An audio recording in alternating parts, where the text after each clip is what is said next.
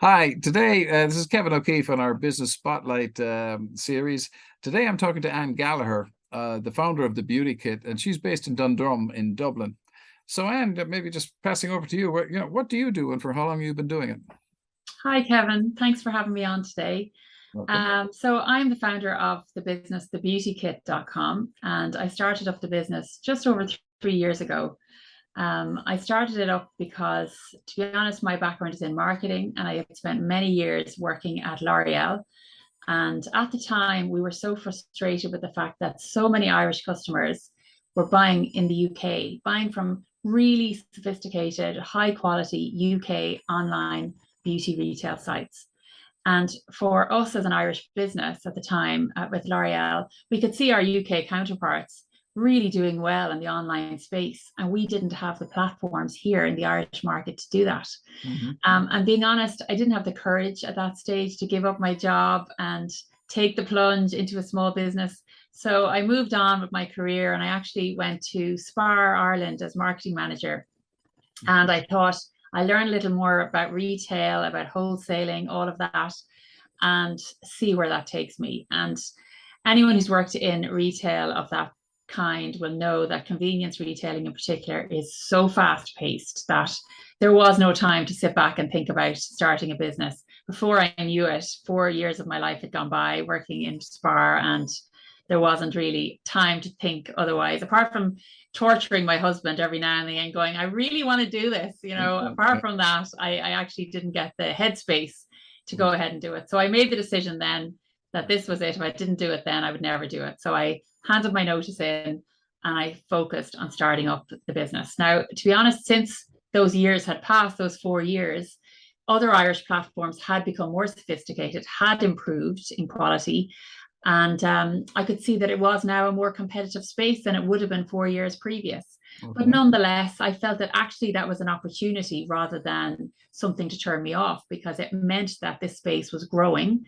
And what better time to get involved than into a space that is growing? So I briefed a web partner, got the website designed, and then tapped kind of back into some of my contacts from my L'Oreal days, got in touch with other suppliers, and really wanted to set up the Beauty Kit as a website that was targeting mid to high end beauty products. Okay. So focused on a consumer that valued, good quality products and could buy them from a trusted source. So that was what it was always about for me, was developing a website that had a lovely feel, really nice aesthetically, easy to use, a good user experience, very fast and efficient delivery, but also that it was a platform they could really trust, from an Irish woman in business that they could reach out to anytime and connect with. And that's really where it came from. Fantastic. That's a fantastic journey. And so you probably covered this a bit already, but who would you say is your best customer or group of customers? What's their profile like? Well, it's primarily female. I have to be honest, like there are some male customers, but majority are certainly female. It would probably, in marketing terms, sit in the ABC1 kind of category. Yeah. My consumer actually skews slightly older than some of my competitors in the Irish beauty e-commerce space, because I think a lot of the products and the brands that I have on board, the likes of Pestle and Mortar skincare, Olaplex hair care, they're a higher price point than some of maybe the younger professionals starting out want to spend their money on. They want more kind of lower priced, fast turnaround products. So I think my consumer would probably be females in the age of about 28 to 44, around that age category. Okay. And they're actually very loyal. It's still a small business, but what I see is a lot of repeat custom. So people who come to shop with the Beauty Kit tend to come back again. And that's a really positive thing. Fantastic. Absolutely. Yeah. I mean, if the customers are coming back, must be getting what they want. Definitely, That's what we'd hope. Yeah. Yeah. Now, the next question I have is, COVID, in many ways, you were prepared for COVID. So, were there any business changes you had to consider that COVID-19 made a necessity?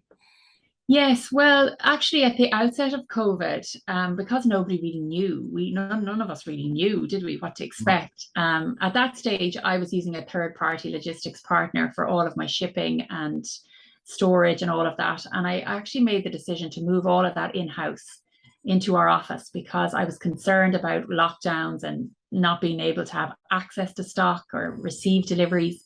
So that was the biggest business change that I made at that time. And actually it worked out to be a cost saving for the business as well. As a small business, you're always trying to cut costs. So it was a good move, I think, at the time. But then the opposite effect really happened, where everybody was, doing two things. They were switching to online shopping, which was wonderful for a business like mine. But also there was this wonderful trend of supporting local, which emerged from COVID. And it wasn't just in terms of people shopping local, which definitely, took off, but it was also a case that there was a lot of PR around small business owners like myself. There was a lot of prominent influencers and people who are very prominent in the beauty industry reaching out to help small business owners like me and to give us a platform and give us an opportunity to be featured. And that really raised the caliber of my business and gave me an exposure that I didn't expect actually at that time. So it was a really positive thing. Fantastic. So we had a silver lining there, and opportunities when there was sort of chaos all around us. Yeah, absolutely. Yeah. So and the actions you've taken because of the pandemic, what are the some that will remain part of your business at this stage? Well, we actually maintained the in-house structure for the moment. I think with time we're going to have to possibly outsource again. But for the moment, we've managed to keep everything on an in-house basis and operate a small system. So that's probably the one thing that we've made the big change with. But otherwise, I think it's just been a case of really focusing on building that trust that we established during that time. As you said, like so many people had so much uncertainty and fear. And because they kind of turned to local and supporting local, I think it's hanging on to that relationship with our customers and keeping that and maintaining it into the future. Fantastic. That's fabulous. Yeah, absolutely. It is all about the relationship and trust, isn't it? Yeah.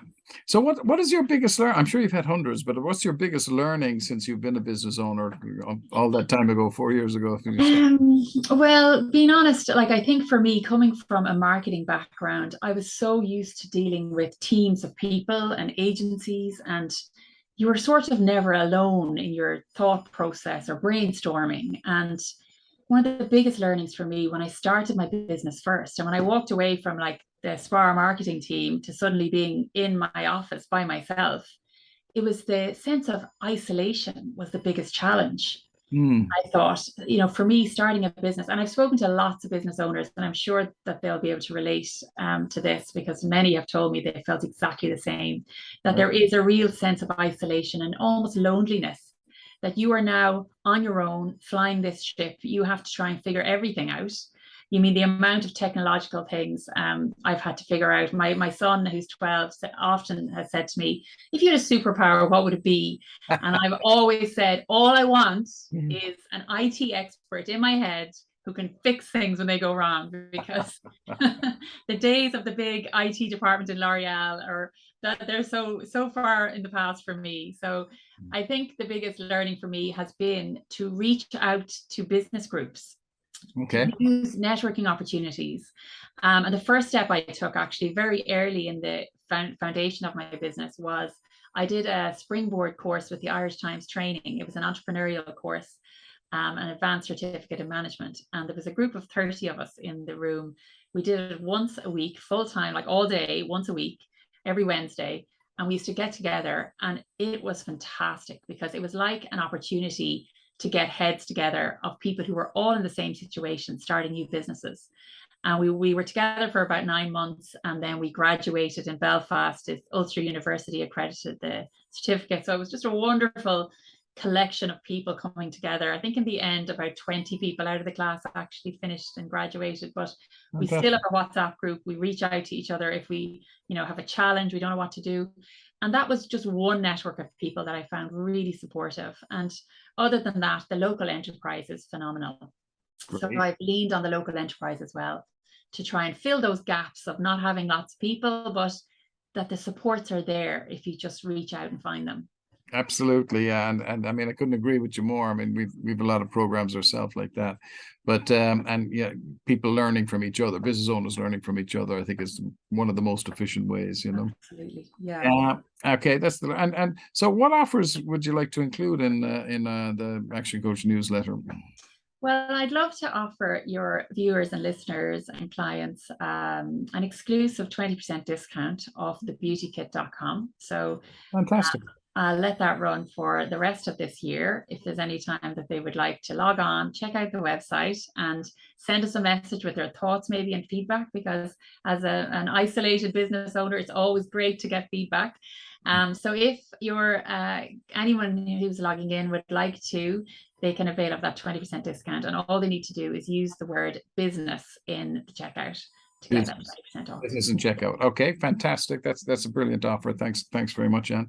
And so maybe just to finish up, what is most inspiring to you today?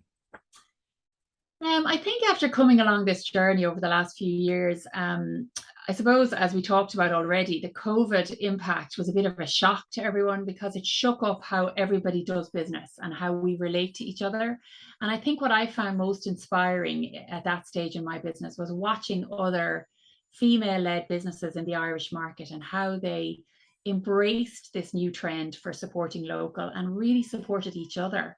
And I found it really inspiring watching those female businesses flourish during COVID. And watching even how, since we've kind of emerged out the other side, how they've started to reconnect with each other face to face, which, as we were talking about earlier, there's not a huge amount, even of that yet, but we're getting there, I think. And I just feel really inspired watching other business women and how they grow their businesses. And I hope to be able to emulate that myself in the future. Fantastic. Excellent note to finish on. Listen, Anne, it was great talking to you today. And we look forward to getting this video out to our database through our newsletter. Thanks very much for the opportunity, Kevin. Very well.